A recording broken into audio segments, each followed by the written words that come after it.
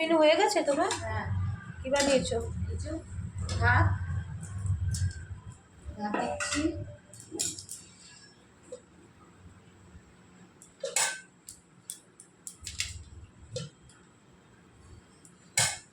ভাত হলো, এই কাঁচা লঙ্কা হলো, এই যে মাছ ভাজা, আর এটা মাছের তেল, মাছ ভাজার তেলটা।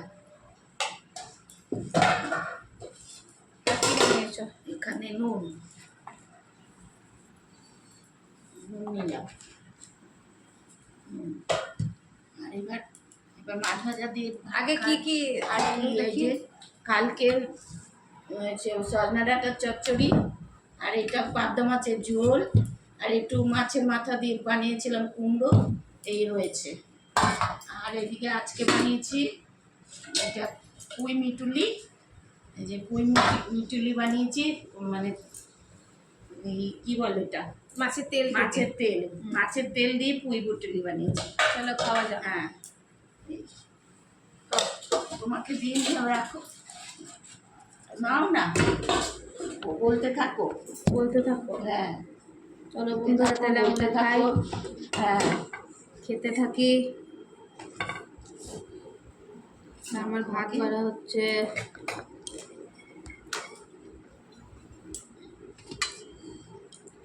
বেশ ভাত দিলাম।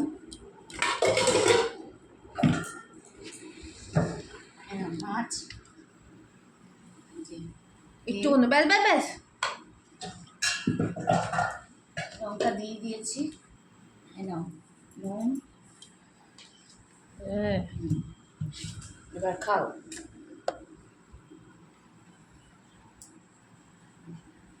দেখা যাচ্ছে? আসছে তোমারটা? ঠিক করে রাখো। তুমি ঠিক আছে? না, মাথাটা কেটে যাচ্ছে। ঠিক আছে, আর ব্যথা হয়ে যাবে। রাখো না, নিচে রাখো। আসছে। হ্যাঁ, এই রাখো। হ্যাঁ, ঠিক আছে। হাতটা দেখা যাচ্ছে। এই ঠিক আছে না? এই ঠিক আছে, এবার ঠিক আছে। আমাদের একটু রাখার স্টাইলটা এখন মেন স্ট্যান্ড পরে আনা হবে, আস্তে আস্তে না সব হয়।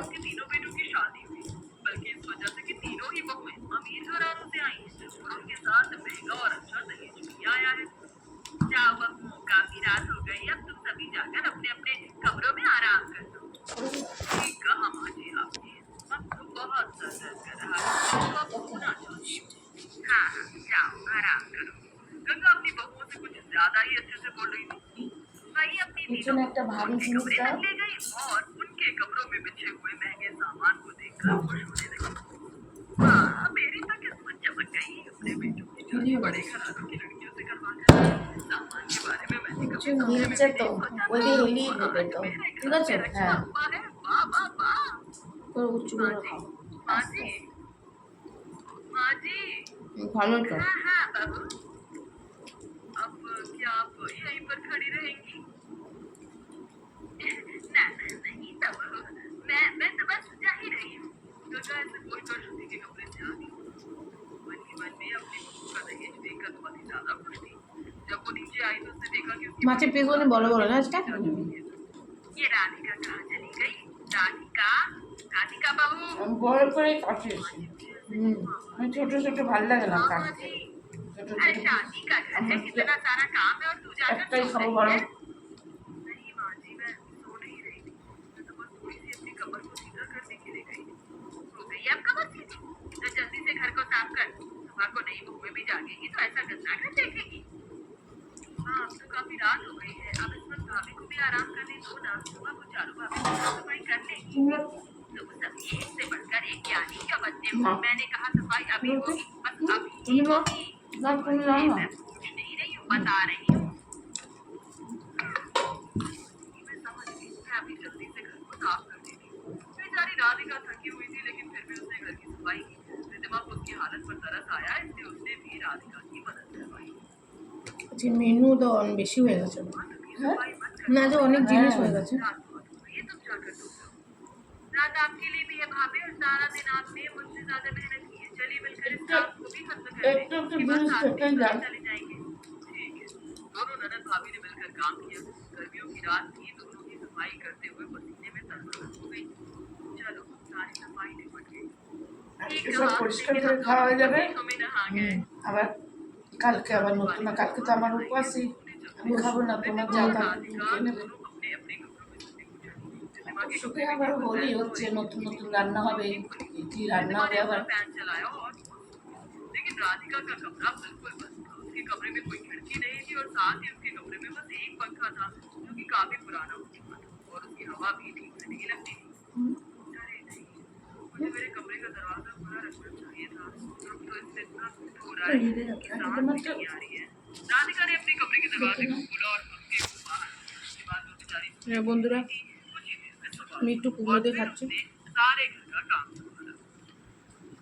মাছ ভাজা আছে। बात और है, उसके बाद तो मेरी देवरानियां भी काम करना शुरू कर दी और फिर मुझे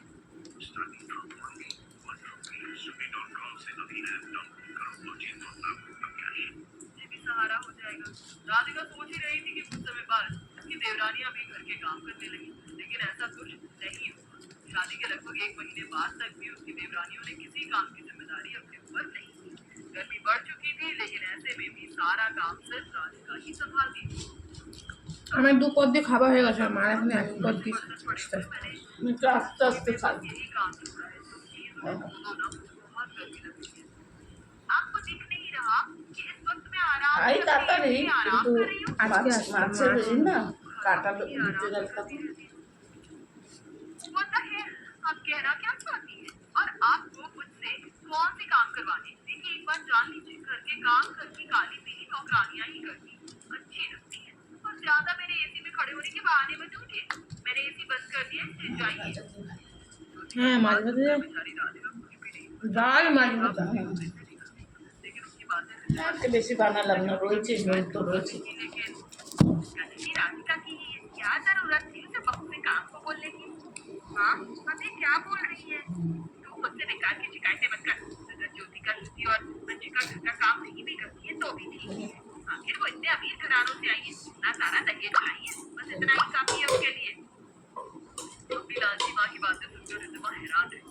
उसने अपनी गरीब भाभी की यह हालत नहीं देखी जाती। तीनों अमीर हुए तो हमेशा अपने कमरों में নেবে মাছ? हवा में आराम करती हैं? रहती थी और बेचारी राधिका सारा दिन काम करके भी रात को उसके में ही তবে বাটি তুমি একটা বাটিটা তো কাছে নিয়ে আসবো। था। लेकिन बाकी। सभी को उसकी हालत का अंदाजा करवाने के लिए रिद्धिमा ने एक मीटिंग बुला ली।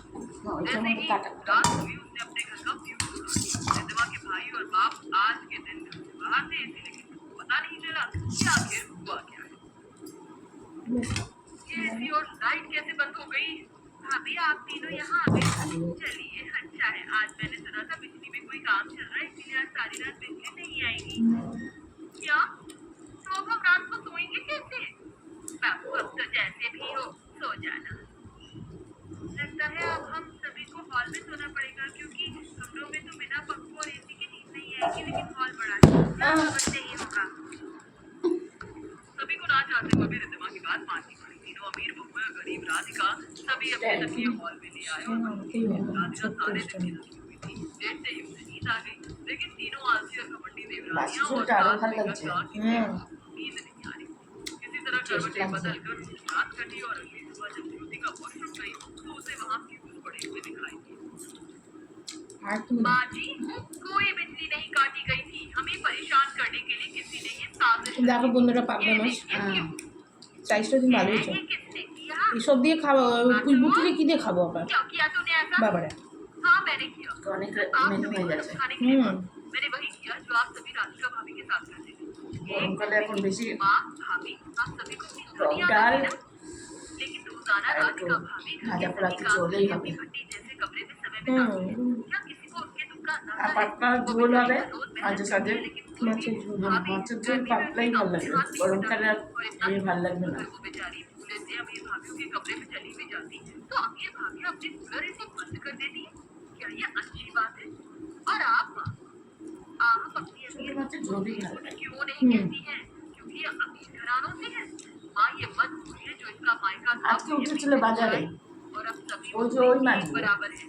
रिद्धिमा की बात ছোট ছোট কি সব চানু আলু আলু বেগুন চুনা দিয়ে। চুনা চুনা মাছ। अमीर जेठानी की मेहनत का अंदाजा हुआ বাবা আমি কাটতে পারবো না। हमारे पास बोलने को शब्द नहीं है। লোক আলু বেগুন দিয়ে চচ্চড়ি বানায়, आज मेरी बेटी ने मेरी একদম পাতলা পাতলা। मैं बहुत शर्मिंदा हूँ। अरे नहीं नहीं माँ जी, ऐसे बोलकर आप मुझे शर्मिंदा कर दिए। राधिका ने सभी को माफ कर दिया, फिर क्या था? अब राधिका की हालत का सभी को अंदाजा था। उस दिन के बाद से फिर कभी उसकी बेगानियों ने आलस नहीं किया। अब सभी बहुएं घर में मिलजुल कर काम किया करती थी। 10 मिनट का नया नाम। 4 बहू का बारिश में एक कमरा। অল্পটুকু দেবে, ওটাতে খাবো। शारदा और उसका परिवार बेहद गरीब था। शारदा अपनी 4 बहू और बेटों के साथ अपने एक कमरे के छोटे से घर में रहा करती थी। उस छोटे से एक कमरे के घर में 9 जनों का रह पाना बड़ा ही मुश्किल था। इसीलिए चारों भाई अपनी माँ के साथ कमरे के बाहर सोते थे और शारदा की चारों बहू निशा, सुमन, शोभा और रश्मि घर में सोती थी।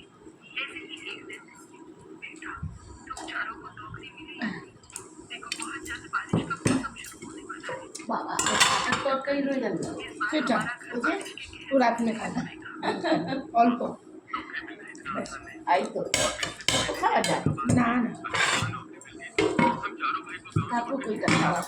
এ রাতে এই যে ডাটার তরকারি चाहे गाँव में খাওয়া হলো না। খাবো না, খাবো না। হুম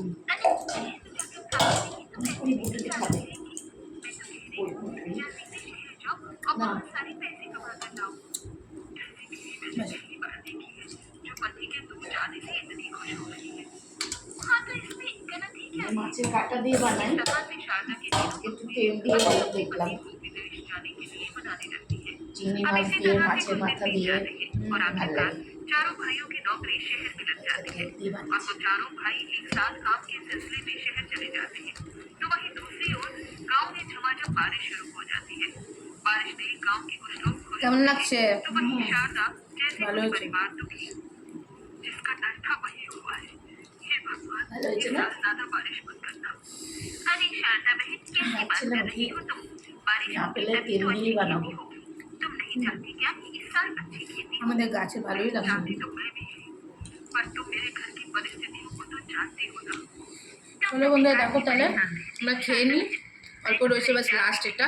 আর চাটনি দেখা হলো না, চাটনিটা ফ্রিজে রেখেছি, বার করবো। ভালো লাগবে লাইক কমেন্ট শেয়ার করে দিও।